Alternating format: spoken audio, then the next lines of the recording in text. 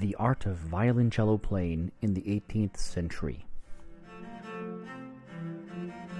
Violoncello. In the 17th century, the violoncello still occupied a very subordinate and modest position. During the period mentioned, with very few exceptions, it was employed only as a bass instrument in the orchestra. At the beginning of the 18th century, however, there was already a great change, for Mattheson says in his Neu eröffneten Orchestra, which appeared in 1713, the prominent violoncello, the bass viol, and the viola da spalla are small bass fiddles, viols, similar to the large ones, with 5 or 6 strings, on which can be played all kinds of quick things, variations, and movements, much more easily than on the larger machines. Mattheson means the contrabasso. It is therefore quite conceivable that some time was necessary before the players, who were unaccustomed to the undivided fingerboard of the cello, were sufficiently confident of a finger technique differing so completely from that of the gamba. They were at first limited to the lower part of the fingerboard, as was the case primarily with the violin. The position of the thumb, by means of which the higher and highest positions on the fingerboard could alone be fixed and maintained with certainty, could hardly have been known before the beginning of the 18th century. The violoncello at this time, as appears from Mattheson's account just mentioned, had sometimes a set of 5 or even 6 strings like the gamba. On the 5-stringed instruments, the tuning was in bass clef, low C, G, D, A, and D. The Abbé Tardieu, already referred to, who played the violoncello, according to Gerber, had the same tuning on his instrument. About the 3rd decade of the last century, those who used 5-stringed instruments gave up the highest string, the D. From that time, the 4-stringed instrument with the tuning C, G, D, A came very generally into use. The latter was not altogether a novelty. Praetorius mentioned it in his Syntagma Musicum as the bass viol de braccio. In Germany, the use of the violoncello as an orchestral instrument ensued later than in Italy, although much sooner than in France. For although it had been introduced into the Parisian opera in 1727 by the cellist Baptistin, to be mentioned later on, it had already been in use since 1680 in the Vienna Hofkapelle.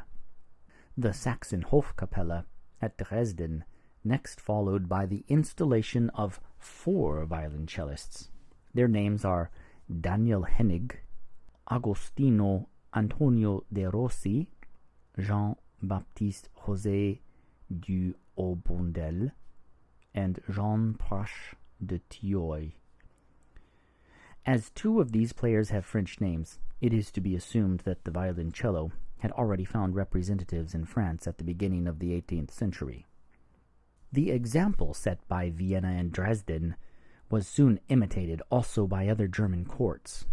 The band of Duke Charles Ulrich of Holstein-Gottorp affords a case in point, as this prince, the future son-in-law of Peter the Great, found himself obliged, in 1720, to reside at the Russian imperial court.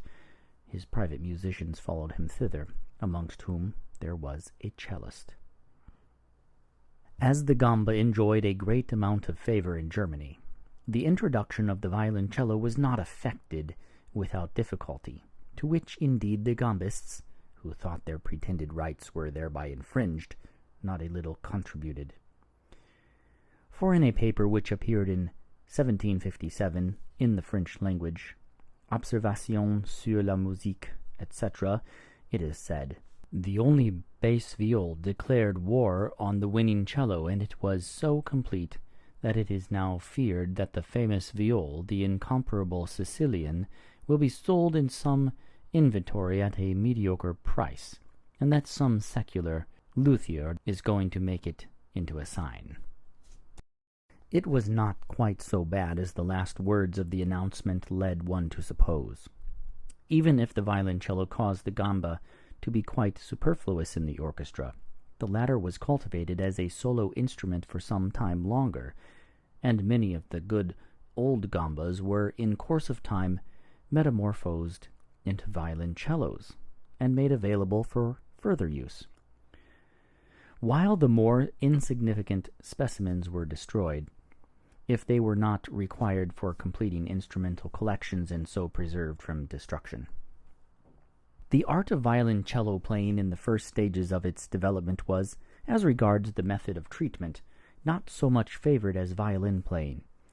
To the latter indefinite direction for imitation was early given, as soon, indeed, as the end of the 17th century, by the Roman school founded by Arcangelo Corelli, which was soon followed by the foundation of the Paduan and Piedmontese schools.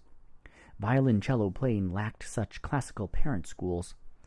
When a few prominent artists of this instrument had brought it into greater consideration, centers were formed by distinguished masters for the study of the cello, which supplied the want of proper schools, about which we shall have more to say further on. It is easy to understand how it followed that the violoncello was first valued in the land of its birth, that is, in Italy, not only as an orchestral instrument but also for solo playing.